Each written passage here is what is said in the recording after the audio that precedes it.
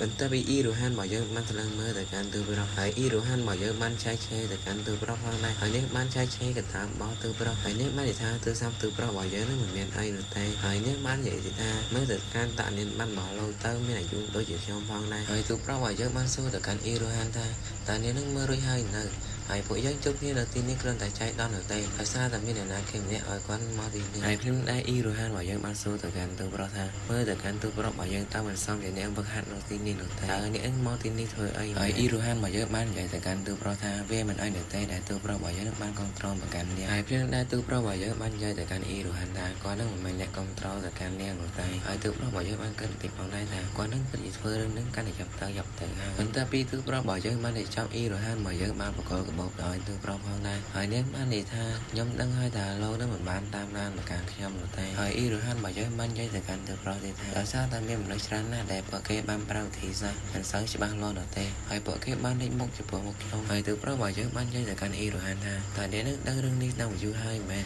ហើយនាងបាននិយាយបំភ័យមកកាន់ខ្ញុំផងដែរហើយវាធ្វើឲ្យខ្ញុំនឹងខាត់ពេលវេលាដែលខ្ញុំនឹងបាននិយាយជាមួយនឹងនាងផងដែរហើយទូប្រុសរបស់យើងបានសួរទៅកាន់អ៊ីរ៉ូហានថាតើនាងមិនដែលប្រាប់ទៅកាន់បលេសនោះទេតែក្រុមហ៊ុននឹងបានជួយទៅកាន់អ្នកដែរទេហើយអ៊ីរ៉ូហានរបស់យើងបានប្រាប់ទៅកាន់ទូប្រុសថាដូចជាខ្ញុំនឹងបាននិយាយអញ្ចឹងពួកគេនឹងពិតជាមិននឹងលាក់ពុនខ្លាំងណាស់ហើយនាងបានប្រាប់ទៅកាន់ទូប្រុសទៀតថាដោយសារតែពួកគេនឹងបានធ្វើបាបមកកាន់នាងហើយពួកគេមិនបានធ្វើបាបមកកាន់នាងខុសច្បាប់នោះទេគឺថាដូចជាការបង្ខំអីហើយនាងបាននិយាយតទៀតថាដោយសារតែពួកគេនឹងនាងនឹងមិនបានជួបផ្ទាល់ដូចជាទូប្រុសរបស់យើងនោះទេហើយនាងក៏មិនបានឆែកឆេរទៅកាន់ពួកគេបានច្បាស់ផងដែរហើយពួកគេបានធ្វើឲ្យខ្ញុំនឹងពិតជាអស់កម្លាំងបន្តិចហើយនាងបាននិយាយតទៀតថាចំពោះក្រុមហ៊ុនវិញគេបានចាប់អង្គរៈមកឲ្យមើលមកកាន់នាងផងដែរប៉ុន្តែរឿងទាំងអស់នោះគ្រាន់តែការសម្ដែងនោះទេហើយពួកគេបាននិយាយពីខ្ញុំផងដែរថាខ្ញុំនឹងបានខូចតែខ្ញុំបាននិយាយពីនាងតាមឡានរបស់ខ្ញុំកំពុងតែ live ផ្ទាល់នឹងឯងហើយនាងបាននិយាយតទៀតថាបើសិនជាពួកគេមិនបានបំពេញរឿងនោះទេហើយពួកគេបានដោះស្រាយរឿងនេះតាំងពីយូរណាស់មកហើយបន្ទាប់ពីនាងបាននិយាយចប់ទូប្រុសរបស់យើងក៏បានគិតដល់រកចិត្តថា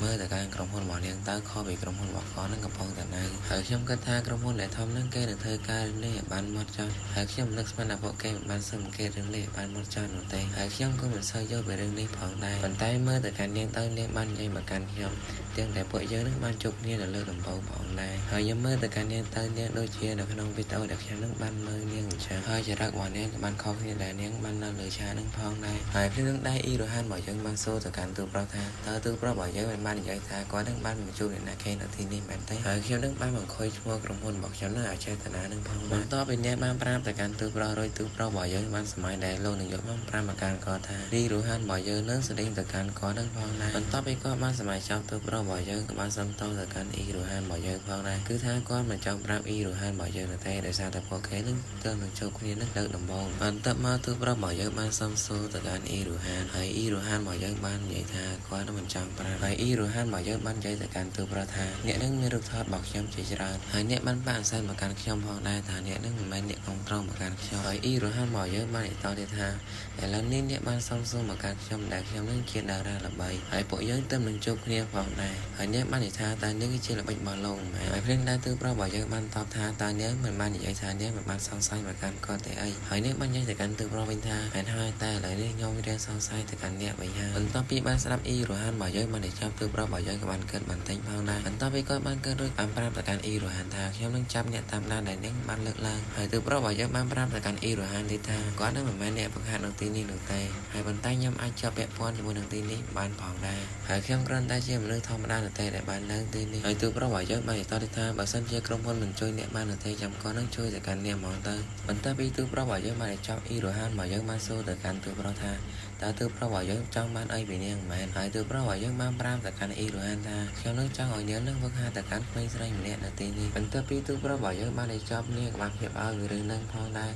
ហើយកាត់មកខាងក្រៅវិញគឺថាសាហ៊ីនរបស់យើងបានមកដល់ហើយនាងបានមកជាមួយនឹងបរិសម្នាក់ផងដែរហើយសាហ៊ីនរបស់យើងក៏បានបើកទ្វារចូលមកខាងក្នុងហើយនាងបាននិយាយទៅកាន់ទូប្រុសថាតើទូប្រុសរបស់យើងចាំមកកាន់នាងយូរហើយមែនហើយនាងបាននិយាយទៅថាតើអ៊ីរ៉ូហានរបស់យើងនៅទីនេះដែរមែនគឺថាទូប្រុសរបស់យើងនិងអ៊ីរ៉ូហានរបស់យើងកំពុងតែឆ្លងនិយាយគ្នានឹងហើយពេលនឹងដែរលោកនាយកប្រតិបត្តិក៏បាននិយាយថាម៉េចក៏អ៊ីរ៉ូហានរបស់យើងបានមកនៅទីនេះអញ្ចឹងបន្ទាប់ពីលោកនាយកប្រតិបត្តិក៏បាននិយាយចំអ៊ីរ៉ូហានរបស់យើងក៏បានដើរចាកចេញពីទីនេះផងដែរហើយមុននឹងនាងដើរចាកចេញដែរនាងបាននិយាយទៅបានពួកគេថាដោយសារតែបរិសុទ្ធអ្នកនឹងបានគ្រប់គ្រងមកកាន់នាងហ ហើយអ្នកបានអង្គុយលេងនិយាយគ្នាជាមួយនឹងគាត់បន្តិចសិនតើហើយភ្លាមនឹងដែរលោកនាយករដ្ឋបាលក៏បាននិយាយថាហើយយ៉ាឥឡូវនេះមានបរិសុទ្ធធម្មតាក៏បានគ្រប់គ្រងទៅកាន់អ្នកផងដែរហើយភ្លាមនឹងដែរអ៊ីរ៉ូហានរបស់យើងបានប្រាប់ទៅកាន់ទូប្រុសថាចាំអ្នកនឹងតាក់ទងទៅកាន់ទូប្រុសនឹងពេលក្រោយគឺទូប្រុសរបស់យើងបានឆ្ងល់ពីរឿងនឹងផងដែរបន្ទាប់ពីអ៊ីរ៉ូហានរបស់យើងបានដែរចេញលោកនាយករដ្ឋបាលក៏បាននិយាយថាមើលទៅកាន់នាងថ្ងៃនឹងតើនាងពិតជាសប្បាយចិត្តណាស់ហើយលោកបាននិយាយទៅកាន់ទូប្រុសថាទូប្រុសរបស់យើងនឹងបានសម្ដែងហើយដែលបានជួបទៅកាន់នាងបន្ទាប់ពីគាត់បាននិយាយចប់សារហ៊ានរបស់យើងបានណែនាំទូប្រុសរបស់យើងទៅឲ្យលោកបានស្គាល់ផងដែរគឺថានេះហើយជាគីមខាងខ្ញុំដែលខ្ញុំបាននិយាយការពលឹកមុន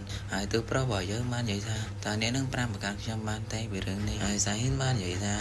នេះគឺជាលោកនាយកប្រតិបត្តិក្រុមហ៊ុនរបស់យើងនឹងឯងហើយក៏បានដឹងពីស្ថានភាពរបស់អ្នកផងដែរបន្ទាប់ពីសារហ៊ានរបស់យើងបានប្រាប់ទៅកាន់ទូប្រុសទូប្រុសរបស់យើងបានសួរស្ដីទៅកាន់លោកនាយកប្រតិបត្តិផងដែរហើយខ្ញុំមិននឹកស្មាននោះទេថាខ្ញុំនឹងបានជួបលោកនាយកប្រតិបត្តិនៅទីនេះហើយមើលទៅកាន់គាត់ទៅគាត់ពិតជាឆាងខ្លាំងណាស់ដែលខ្ញុំនឹងបានរំពឹងទុកផងដែរហើយពេលនោះដែរលោកនាយកប្រតិបត្តិបាននិយាយទៅកាន់ទូប្រុសថាហើយគឺទូប្រុសរបស់យើងនឹងរៀមទៀបមែនហើយគាត់បាននិយាយតទៀតថាបន្ទាប់ពីខ្ញុំបានមើលទៅកាន់អ្នកទៅអ្នកពិតជាទៀបខ្លាំងណាស់តើអ្នកនឹងនៅការពីក្មេងអ្នកឬអមហាមែនទេប៉ុន្តែខ្ញុំមើលទៅការរាងកាយរបស់ឯងនឹងរាងកាយរបស់ឯងពិតជារឹងមាំខ្លាំងណាស់បន្ទាប់ពីគាត់បាននិយាយចំសាយរឿងរបស់យើងកាន់តែគាត់នឹងបានចាក់ចែងទីនឹងបានហើយសាហ៊ីនរបស់យើងបានសួរទៅកាន់ទូប្រុសថាតើទូប្រុសរបស់យើងមិនអីទេហើយសាហ៊ីនបានប្រាប់ទៅកាន់ទូប្រុសទៀតថាដោយសារតែបរិសុទ្ធអ្នកនឹងចង់ជួបទៅកាន់អ្នកបានជាគាត់នឹងមកតាមខ្ញុំនឹងឯងហើយសាហ៊ីនរបស់យើងបានសួរទៅកាន់ទូប្រុសថាហេតុអីបានជាទូប្រុសរបស់យើងបានផ្លាស់ប្ដូររាងកាយខ្លះជាបរិសុទ្ធចឹងបន្ទាប់ពីសាហ៊ីនរបស់យើងបាននិយាយចប់ទូប្រុសរបស់យើងចាប់ផ្ដើមហើយខ្លួន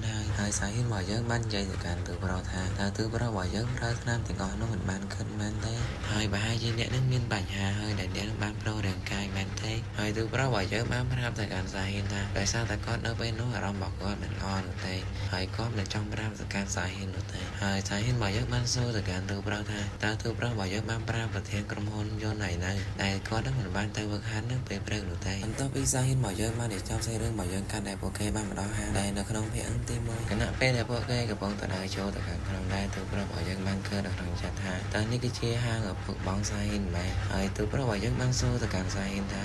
តើនេះគឺជាហាងឪពុកម្ដាយរបស់អ្នកមែនគឺថាហាងឪពុកម្ដាយរបស់សាហ៊ីននឹងគឺជា